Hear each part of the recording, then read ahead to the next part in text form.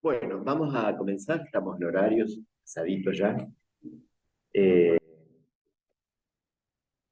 Vamos a, esta vez, en estos encuentros, hemos cambiado el material. En vez de la clásica fe de Jesús, vamos a trabajar con esta guía, Jesús, restaurador de la vida, que decíamos, no sé quién había estado en el taller del estrés y ansiedad del otro día, que nosotros estamos conformados por distintas facetas, la física, o biológica, la mental, la social, eh, claro, la espiritual, que es de la que menos se habla, porque para el área de la biología están los médicos, después todo lo que tiene que ver con el cuerpo, después están los psicólogos, pero para el área espiritual, que la ciencia ha reconocido que forma parte importante de nuestra vida,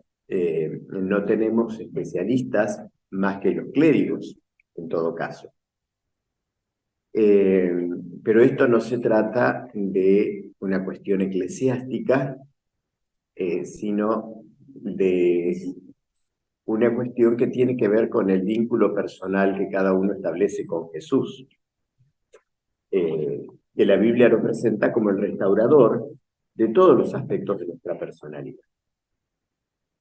Entonces, a través de esta guía, vamos a ir viendo, estudiando en la Biblia, que es el libro común a todos los cristianos, qué nos dice la Biblia en cuanto a la restauración de la vida espiritual de cada uno de nosotros. La cuestión de vínculo eclesiástico la tiene cada uno decide cómo se vincula con alguna iglesia, pero lo importante es la vinculación con Dios, ¿es cierto? Entonces, lo demás son elecciones personales. Así que a lo largo de estos 20 encuentros vamos a ir trabajando guiados por lo que está aquí en este librito. Y entonces vamos a aprovechar este espacio para el diálogo, para las preguntas, para las respuestas. Habrá preguntas a las que yo pueda responder y otras que no, porque yo tampoco las sé todas, pero lo que yo no pueda responder, a lo mejor alguno de ustedes tiene una respuesta, y si ninguno la tenemos, la buscaremos, y si no existe, porque no todo lo que se nos plantean como preguntas tenemos respuesta. En esto del vínculo con Dios, la Biblia dice que Dios nos ha revelado de sí algo, lo que podemos entender. Lo que no podemos entender no lo reveló, porque ¿para qué? No lo entenderíamos. Hay conceptos que para nosotros son muy extraños, como la eternidad. Estamos tan acostumbrados a que todo tiene un comienzo y todo tiene un fin, que pensar en eternidad a nosotros nos cuesta mucho. Y así otras cosas con las que nosotros no estamos familiarizados, pero que dentro de la esfera de Dios es propio de Él. Bueno, la cosa es así. Bueno, tenemos gente por Zoom, también le damos la bienvenida a este taller. Y este material no tiene costo. Aquí, al comenzar en esta guía, nos da algunas informaciones importantes. Hay en cada estudio un QR. Aquellos que tienen la camarita en el teléfono y pueden leerlo, los va a guiar a materiales que amplían lo que vamos a ver acá, incluso en algunos casos creo que a videos también, si es que no recuerdo mal lo que ya había leído. Por otra parte, después de las preguntas y las respuestas bíblicas que están en la guía, hay una sección que es para que ustedes tengan material para la semana. Así que vamos a alargar entonces con el estudio número 1, que como el libro de estudio principal es la Biblia, que de paso no sé dónde la dejé, si vamos a investigar qué hay en la Biblia, pues ese va a ser tenemos que conocer en qué consiste a grandes rasgos qué es este libro, que en realidad tiene el aspecto de un libro, préstame la tuya un poquito, pero no es un libro, no es un libro, este es un conjunto de libros. Aquí adentro, entre tapa y tapa, hay 66 libros. De modo que esto es una pequeña biblioteca. Biblioteca y Biblia vienen del mismo término griego, biblos, que significa libros. 66 libros. Estos 66 libros están separados en dos grandes grupos. La primera parte se llama el Antiguo Testamento.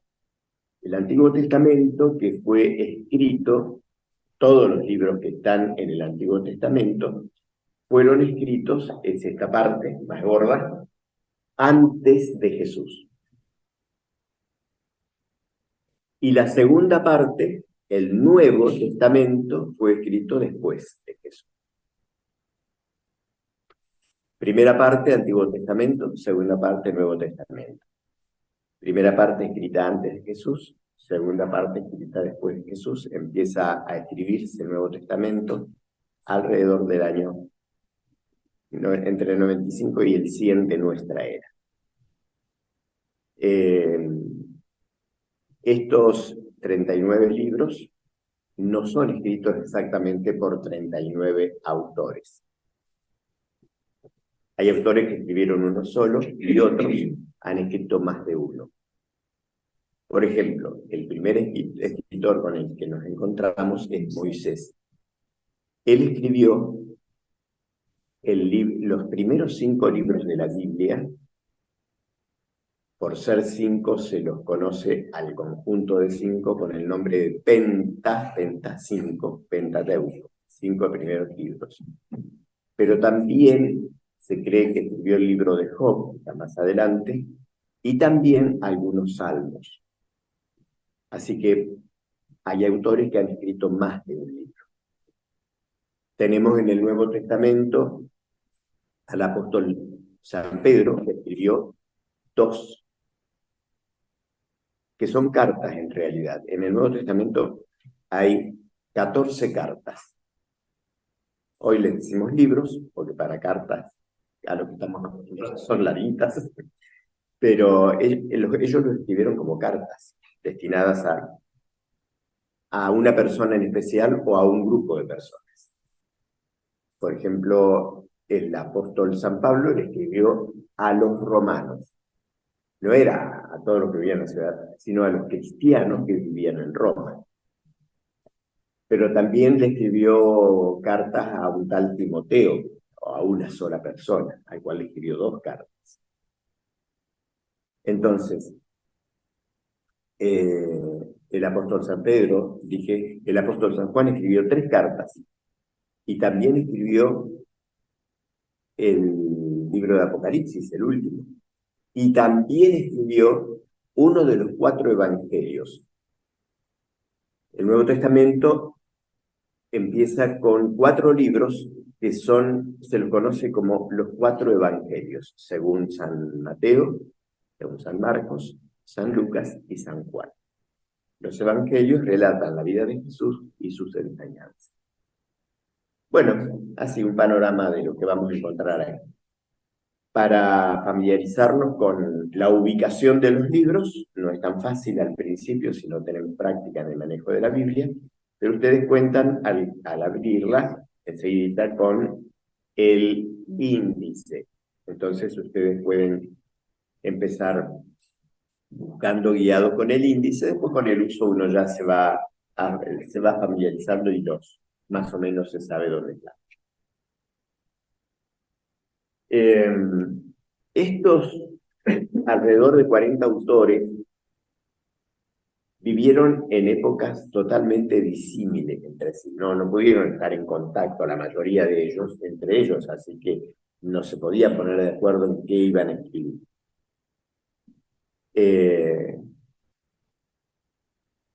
además de haber vivido en épocas totalmente distintas, la formación de ellos era muy distinta. Encontramos desde pescadores bastante incultos, como el apóstol Pedro, sin formación académica de nada, médicos como Lucas, grandes estadistas como David, el rey David, personas con una formación extraordinaria como Moisés. Moisés fue formado en las mejores instituciones de Egipto, porque él iba a ser sucesor del faraón, así que la formación era amplísima. Entre eso, la formación como militar. Tenemos pastores de ovejas. Entonces, épocas distintas, formaciones culturales totalmente distintas, pertenecientes a grupos sociales totalmente distintos, y uno diría, esto debe ser una ensalada entonces que no se entiende nada. Es impresionante la unidad que mantiene toda la Biblia, sin que haya contradicciones en absoluto entre un libro y otro. Porque ellos escribieron, pero no por ocurrencia de ellos, ya lo vamos a ver enseguida, sino porque la Biblia dice que lo hicieron inspirados por el Espíritu. De modo que entonces no podría de ninguna manera haber contradicciones entre ellos. Bueno, vamos entonces a comenzar. Hay una historia a la que nos remite el estudio número 1, una historia que en todos los estudios vamos a encontrar una historia que encabeza esto. Esta historia la podemos leer en casa después, no la vamos a leer ahora, que está registrada en el libro de los Hechos. El libro de los Hechos es el cuarto en el Nuevo Testamento. O sea, están los 4 evangelios, les decía recién, y el quinto se llama Los Hechos de los Apóstoles, que relata los comienzos de la historia de la iglesia cristiana. Recordemos que Jesús funda la iglesia y entonces en el libro de los Hechos está cómo fue esa iglesia cristiana primitiva. En este libro de los Hechos está la historia a la que hace referencia este estudio en el capítulo 8. De paso, van a notar, quienes no están habituados a la Biblia, que está el nombre del libro, en este caso Hechos, después hay un número, que es el capítulo. Cada libro está separado en capítulos. No es que los autores, cuando los escribieron, ellos fueron separando en capítulos, ellos los escribieron. Tardíamente en la historia, y para facilitar la lectura y el estudio, a esos libros y a esas cartas se los separó en capítulos. Entonces, el primer número que aparece aquí, para los que tienen el librito, Hechos 8. 8 es el primer número, por lo tanto, ese es el capítulo que en las Biblias está señalado con un número más grande en negrito. Hay 2 puntos y después dice 26 al 40. Cada capítulo está, a su vez, subdividido en versículos, pequeñas partecitas del capítulo, numeradas. Entonces, si dice Hechos 8, 26, hay que ir dentro del capítulo 8 buscar el número 26, y ahí empieza la historia, y leerla hasta el número 40. Obviamente que si los capítulos fueron puestos posteriormente, también los versículos. Aquí está la historia de Felipe y el etíope. Yo se las cuento así muy brevemente, ustedes la leen después. La historia de Felipe y el etíope. Felipe era un discípulo de Jesús, era un cristiano. El etíope era un judío, pero que vivía en Etiopía, que había ido, era la costumbre, todos los judíos que estaban desparramados por el mundo conocido de la época, asistían a las grandes fiestas judías, sobre todo la Pascua. Entonces, cuando llegaba la Pascua, viajaban desde donde vivían hasta Jerusalén para la celebración. Bueno, este etíope volvía a su lugar de residencia y mientras él no manejaba el carro era carro, no un carro como dicen los centroamericanos al auto, era un carro tirado por caballos. Mientras ¿cómo se diría? El chofer, conductor, manejaba, él iba leyendo lo que había de la Biblia en esa época. Pensemos que esto era el comenzar el Nuevo Testamento no existía. Iba leyendo una parte del Antiguo Testamento que tampoco tenían este formato. El papel no existía, eran rollos. Y evidentemente era una persona muy sincera que estaba queriendo conocer plenamente a Dios.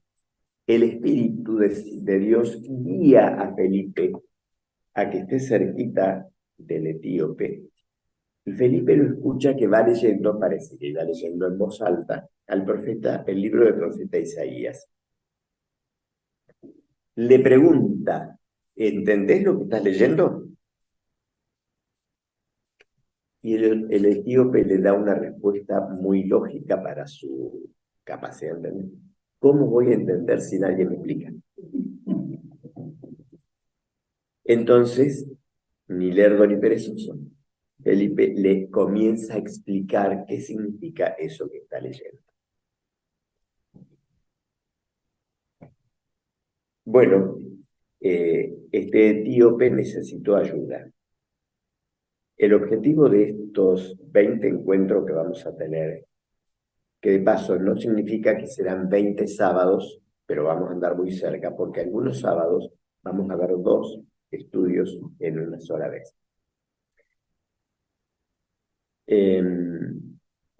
Bueno, para hacerlo un poquito más breve al tiempo que nos llevará esto. Nos vamos a encontrar para eso, para entender a partir de una explicación muy burda como va a ser la mía, las explicaciones que aparecen en esta guía y las que nos podamos dar todos en conjunto. Porque es cierto, cuando uno estudia algo solo por ahí, sin poder intercambiar con nadie, en cambio cuando uno interactúa, bueno, es más fácil poder entender algunas cosas. Así que aquí vamos a estar como Felipe y el etíope, ayudándonos a entender lo que plantea esta guía. Muy bien, en la página 6 aparece una serie de preguntas. Y esas preguntas se responden con un texto bíblico. La primera, muy bien. Acá dice en la pregunta 1, ¿cuál era la fuente de inspiración de los profetas bíblicos? Y entonces vamos a escuchar la respuesta. Segunda carta de Pedro 1:21. Porque ninguna profecía vino jamás por voluntad humana, sino que los santos hombres de Dios hablaron inspirados por el Espíritu Santo. Bueno, dice el apóstol Pedro aquí que nunca la profecía, lo que está en la Biblia, fue traída por voluntad humana. No es que a alguien se le ocurrió, estaba muy aburrido, se puso a escribir y dijo, bueno, esta es la Biblia. Sino que los santos hombres de Dios, estos casi 40 autores que mencioné, dice allí con claridad que fueron inspirados por el Espíritu Santo. ¿Qué significa que fueron inspirados?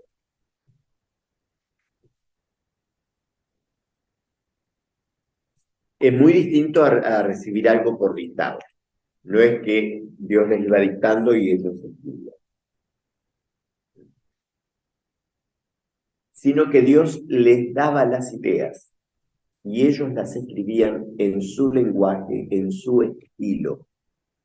Por eso encontramos estilos distintos entre los autores, por lo que les decía hoy, la época en la que vivieron, la clase social a la que pertenecían, la formación académica que tenían. Entonces, las ideas se las daba Dios, y ellos las escribían dentro de su del lenguaje que ellos manejaban.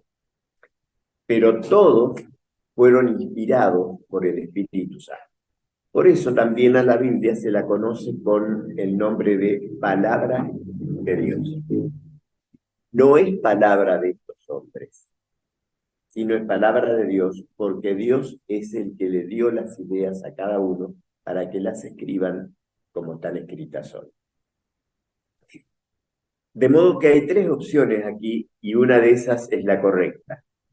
La fuente de inspiración de los profetas bíblicos fue la filosofía, fueron ideas personales, el Espíritu Santo es la tercera y es la correcta. La pregunta 2 dice, ¿dónde se origina el mensaje de los profetas? Y la respuesta está en la primera carta del apóstol San Pablo a los tesalonicenses, capítulo 2, verso 13. ¿Dónde se origina el mensaje de los profetas? Por lo cual también nosotros damos gracias a Dios sin cesar, porque cuando recibisteis la palabra de Dios que oísteis de nosotros, la recibisteis no como palabra de hombres, sino según es en verdad la palabra de Dios, la cual actúa en vosotros los creyentes. Bueno, el apóstol San Pablo expresa un agradecimiento, les escribe a los cristianos que vivían en la ciudad de Tesalónica y les dice, estoy muy agradecido porque cuando ustedes reciben la palabra de Dios, la reciben como eso, como palabra de Dios. Entonces, las tres respuestas que hay aquí posibles es, ¿dónde se origina el mensaje de los profetas? ¿En la sabiduría humana? ¿En Dios? ¿En la experiencia personal? En Dios. En Dios. Por eso cuando nosotros abrimos la Biblia con disposición a leerla, a estudiarla, estamos como entrando en la sala de audiencias de Dios. Abrir la Biblia no es lo mismo que abrir el Martín Fierro. O cualquier obra de la literatura que son muy lindas, pero abrir la Biblia es distinto. Estoy entrando en la sala de audiencias de Dios. Es Dios el que me va a hablar a través de la Biblia. Ahora bien, han ido pasando los años, los siglos, desde que la Biblia fue escrita, y aquí nos encontramos nosotros hoy. En este devenir de los tiempos, como ocurre con todos los seres humanos, han ido apareciendo ideas, teorías, explicaciones. Algunos que se resisten a la idea de que hay un Dios, y sobre todo que hay un Dios que se quiere comunicar con nosotros, han ido elucubrando cosas y llegamos a esta altura de la historia y hay mucha gente que cree que no toda la Biblia es inspirada por Dios. Por ejemplo, ¿qué es esto de un Dios creador? ¿Qué es esto de que hemos sido creados por Dios? De que este mundo, el universo, fue creado por Dios. Si la ciencia dice que nosotros somos producto de la evolución, fuimos en algún momento una bacteria insignificante y miren lo que llegamos a ser. Somos producto del azar. Bueno, eso dicen algunos. Y como ellos no pueden demostrar eso que dicen, bueno, está bien. La Biblia dice que nosotros fuimos creados por Dios.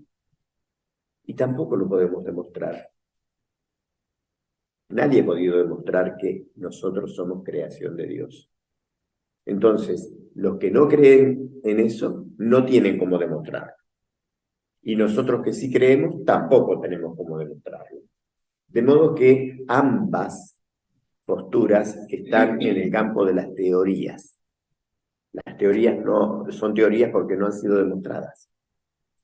El día que pueden ser demostradas, dejan de ser teorías y se transformarían en leyes.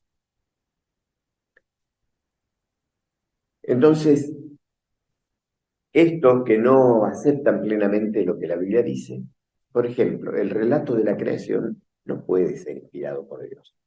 Dios no se va a poner a decir cosas tan absurdas, tan ridículas.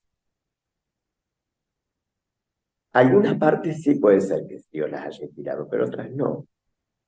Eso está allí donde dice que fuimos creados por Dios. Es una explicación para la gente tan pobremente ilustrada de aquellas épocas que no podían entender otra cosa. Les daban una cosita así como para dejarlos conforme y que tuvieran una explicación de dónde venían.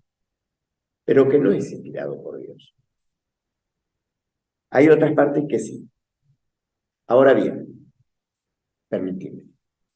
Acá tengo la Biblia. Si algunas partes fueron inspiradas por Dios y otras no, pongamos que eso es así, ¿cuáles sí y cuáles no? Si yo me pongo a leer, ¿y ahora esto lo inspiró Dios o no lo inspiró Dios? ¿Quién determina? Generalmente estas personas son las que determinan. Si es un mensaje que les cae bien, sí, lo inspiró Dios. Si es algo que me dice algo que a mí no me gusta mucho, no. No me gusta mucho decir eso de que Dios me creó. Yo prefiero decir que vengo del mono. Bueno, algunos casi habría que creerles porque se parecen bastante. Pero, entonces, si el mensaje le cae bien, es de Dios. Si no le cae bien, no es de Dios. Es un criterio bastante, porque además es muy disímil. Y podríamos ponernos a discutir acá, bueno, yo con Susana no me animo a discutir, pero si ella me dice que esto le inspiró Dios y yo digo que no, y nos vamos a poner de acuerdo alguna vez, no. Entonces, acá hay una cuestión muy simple. Segunda Timoteo 3:16. ¿Quién lo tiene, Raquel? Sí, Bueno, 3:16. sí. Toda la escritura es inspirada por Dios. Hasta ahí nomás. Volví a leerlo. Hasta ahí nomás. Toda la escritura es inspirada por Dios. Esto lo dijo el apóstol San Pablo y yo le creo al apóstol San Pablo. Ahora, yo tengo que creerle, no esperar una demostración porque no la voy a encontrar. Acá hay una cuestión de fe. Como aquel que cree que venimos del mono, también es una cuestión de fe, porque no se ha podido demostrar. ¿Cómo? No es que la ciencia no lo demostró, nunca. Entonces, acá cada uno tiene que decidir a quién le cree. Y yo decidí creerle al apóstol San Pablo. ¿Qué me dice el apóstol San Pablo? Toda la escritura Es inspirada por Dios. Ahí está.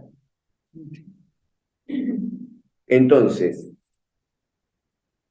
¿solo el Antiguo Testamento, que es una opción? ¿Solo el Nuevo Testamento? ¿Toda la Biblia, que es la tercera opción? Toda la Biblia. Diga lo que diga, me guste o no me guste, eso que está allí, para mí, fue inspirado por Dios. Vamos a la 4. ¿Qué debemos buscar en las Escrituras? Juan 5:39. Dice, escudriñad las escrituras, porque a vosotros os parece que en ellas tenéis la vida eterna, y ellas son las que dan testimonio de mí. Bueno, ahí está hablando Jesús. El apóstol Juan simplemente anota lo que el escritor decía a Jesús. Y Jesús dice, escudriñad las Escrituras. Y ese término No es un término que usamos en la vida habitual ahora, pero un término de nuestro idioma español, que significa leer en profundidad, un poquito más abajo de lo que aparece a simple vista. Es buscar el significado profundo. De modo que cuando Jesús les dice escudriñad las Escrituras, les está diciendo eso. Porque a ustedes les parece que en ellas tenéis la vida eterna, y no lo descarta Jesús. Pero además le agrega, ellas son las que dan testimonio de mí. O sea, la Biblia, ¿de quién nos habla? De Jesús. Y en él encontramos la vida eterna. Por eso les dice a sus oyentes, a ustedes les parece que en ellas tenéis la vida eterna, y es cierto.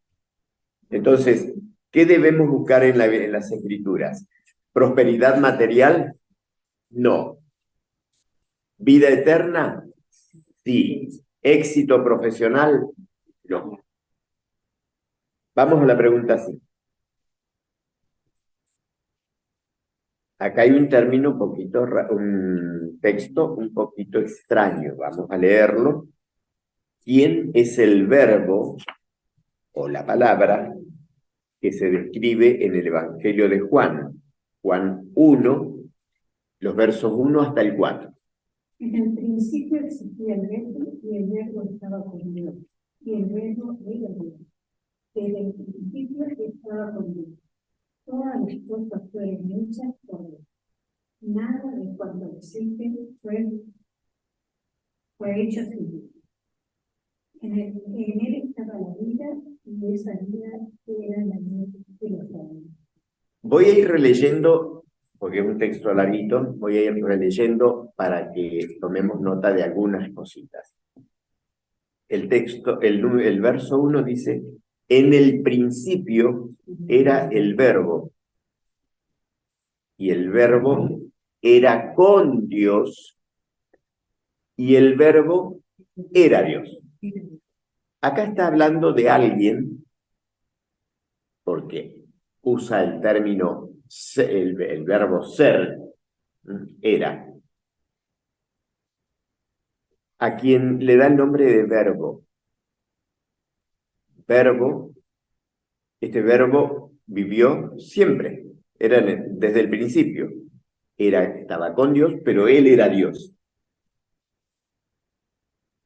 En el verso 2 recalca, este era en el principio con Dios. En el 3 dice, todas las cosas por él fueron hechas. ¿Por quién? Por el verbo.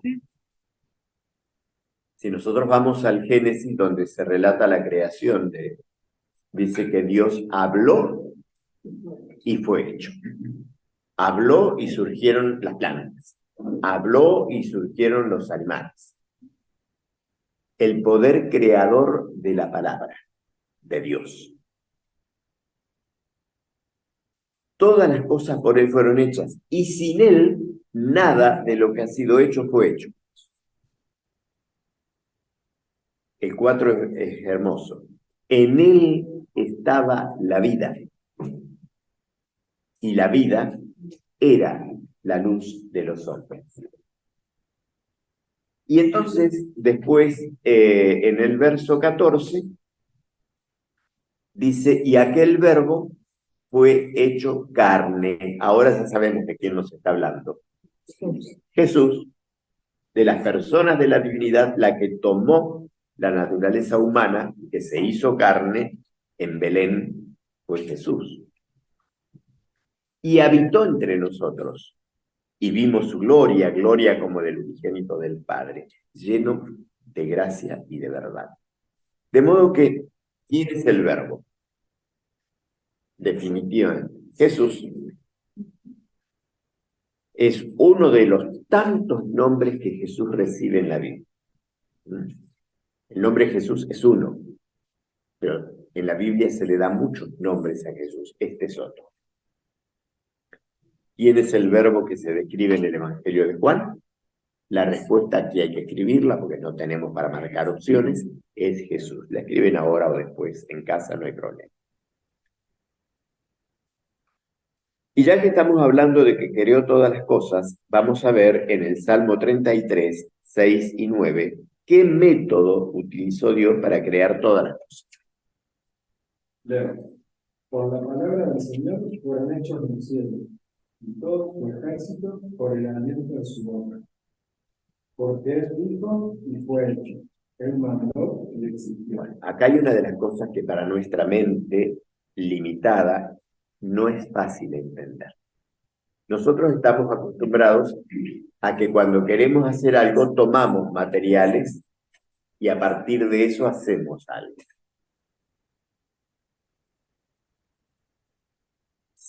Si las señoras quieren tejer un pullover, ¿qué tienen que tomar? Agujas y lana.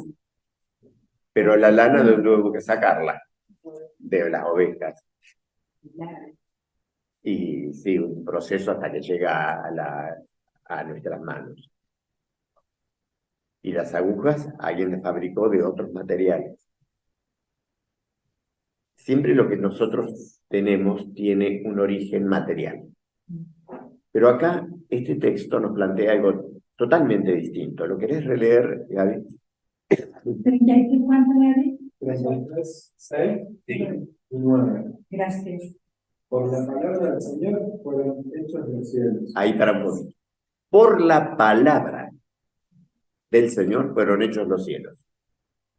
Él no toma materiales preexistentes. ¿Y qué más dice? Y todo su ejército por el aliento de su boca.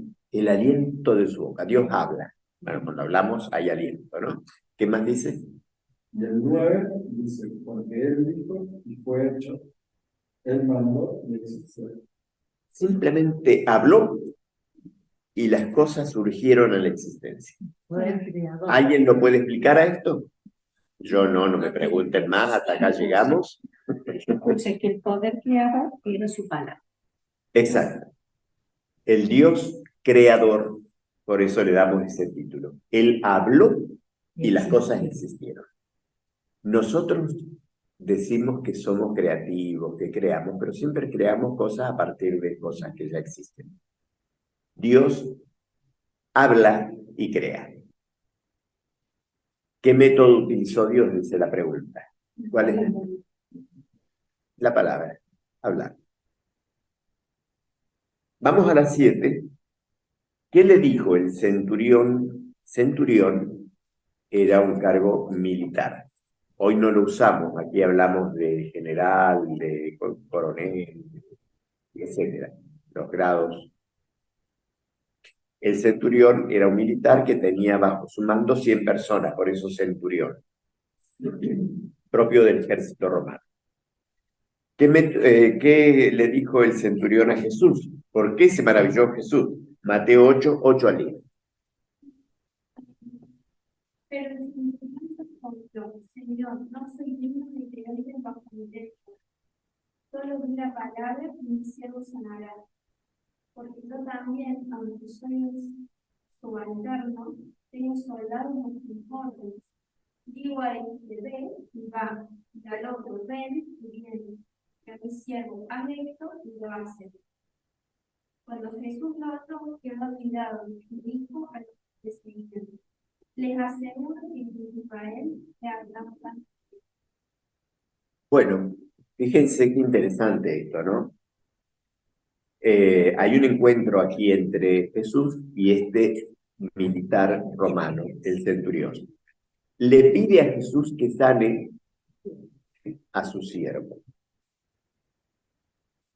Este centurión tenía tanta fe que le dice, Señor, solamente di la palabra, habla y se va a sanar. No le pidió a Jesús que le diera un medicamento y que le dijera dónde lo iba a conseguir y que lo preparara así o así y que lo tomara. Simplemente le dijo a Jesús, di la palabra y el enfermo se va a sanar. ¿Qué fe, qué confianza tenía en el poder creador de la palabra de Jesús? Y le decía a Jesús, vos lo podés hacer porque tenés autoridad para hacerlo. Así como yo tengo autoridad sobre 100 personas, le digo a este que vaya y haga tal cosa, al otro, y van y la hacen. Lo mismo va a pasar, si vos hablas, se va a lograr. Entonces, acá después ustedes anotan la respuesta que le dijo el centurión a Jesús. Solamente di la palabra. 8. ¿Cómo interpretaba las escrituras Jesús? Esto es muy importante lo que vamos a leer, porque nosotros la tenemos en la mano a la Biblia, la abrimos, la leemos. ¿Cómo la interpretaba él? Así yo puedo imitarlo. Lucas 24:27. Y empezando desde Moisés y todos los profetas, les explicó lo que todas las escrituras decían. Bueno, acá dice, ¿qué hacía Jesús? ¿Por dónde empezaba? Desde Moisés. Iba pasando por todos y les decía a esos que lo estaban escuchando que haciendo eso les mostraba lo que las escrituras decían de él. ¿Se acuerdan que hoy leímos que las escrituras daban testimonio de Jesús? Bueno, acá tenemos un método de lectura y estudio de la Biblia. Empezamos por el principio, la recorremos, vamos, hasta que llegamos a la última etapa. Esa es una forma. Otra forma es que elija un libro, lo lea, lo estudie, después elijo otro. Cada uno ve cómo.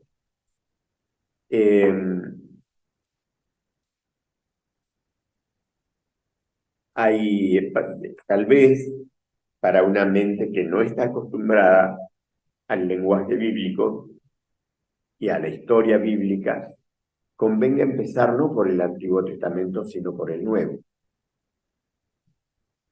que es un poco más cercano a nosotros, donde está la historia de Jesús, que es más conocida. Otros empiezan por el Nuevo Testamento y después van a un libro precioso del Antiguo Testamento, que es el libro de los Salmos. El libro de los Salmos son poesías. Y entonces nos vamos a encontrar con muchas figuras poéticas. Por lo tanto, tenemos que pensar que son figuras poéticas, no literales algunas. Pero cada uno hace como le bien le parece. Si alguno se quiere leer la Biblia en un año, puede leer 3 capítulos por día y el fin de semana 5.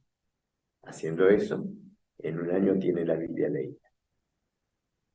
Esto es bueno, pero tiene sus riesgos. Que lo hagamos como una carrera. Tengo que leer 3. Y si un día no pude leer los 3, al otro día me tengo que leer 6. Pero tengo que leer. El objetivo es leer.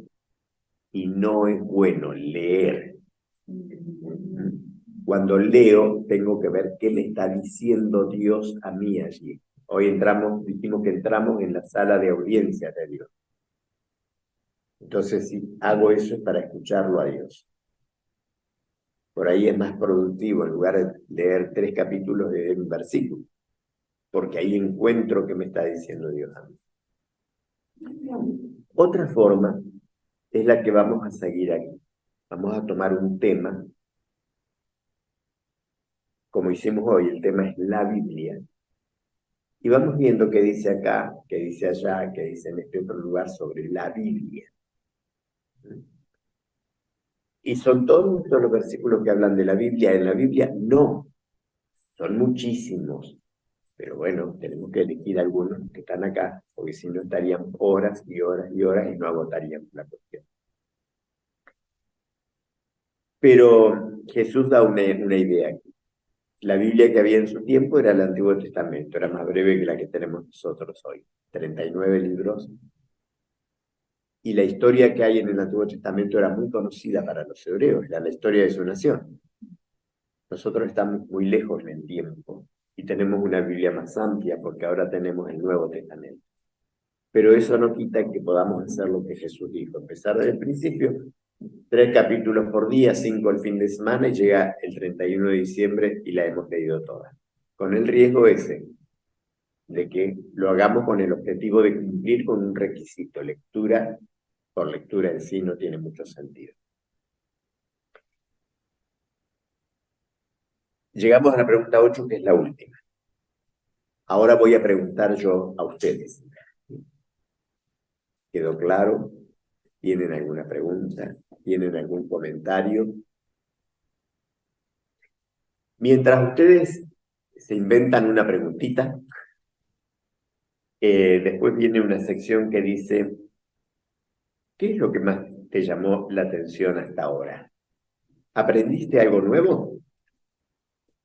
¿Le pasó a alguno eso? Fíjense que después, para los que tienen el librito en la mano, dice, Jesús le dijo a alguien, yo soy el camino, la verdad y la vida. En un texto de Juan 14:6. ¿Estamos buscando la verdad en las fuentes equivocadas? Por las dudas, entonces, nos recuerda lo que ya vimos. La verdad, ¿dónde la encontramos? En la Biblia. Entonces, retomamos aquí. Estamos buscando la verdad en las fuentes equivocadas, podría ser. Algunos buscan la verdad en la filosofía, otros en la... Bueno, la verdad está aquí en la Biblia. Yo soy el camino, la verdad y la vida. Por otra parte, en Juan 8:32, Jesús da otra declaración hermosísima. Conoceréis la verdad y la verdad os hará libres. Hoy aquí en nuestro país la palabra libertad está al tope de las palabras más usadas. ¿Quién nos va a hacer libre? ¿Quién? ¿Quién? La verdad. ¿Quién es la verdad? Yo soy el camino, la verdad y la vida. Jesús y la palabra de Dios. ¿De qué nos va a hacer libres? La verdad, ¿de qué nos libera? La verdad del error nos da libertad del error. Si tenemos la verdad, por más que nos digan lo que nos digan, sabemos que lo que nos están diciendo es error. ¿Por qué a veces preferimos ser presos de ilusiones agradables? Y bueno, somos así medio tontuelos a veces, ¿no? Me gusta más lo que me dice aquel que lo que me dice la vida.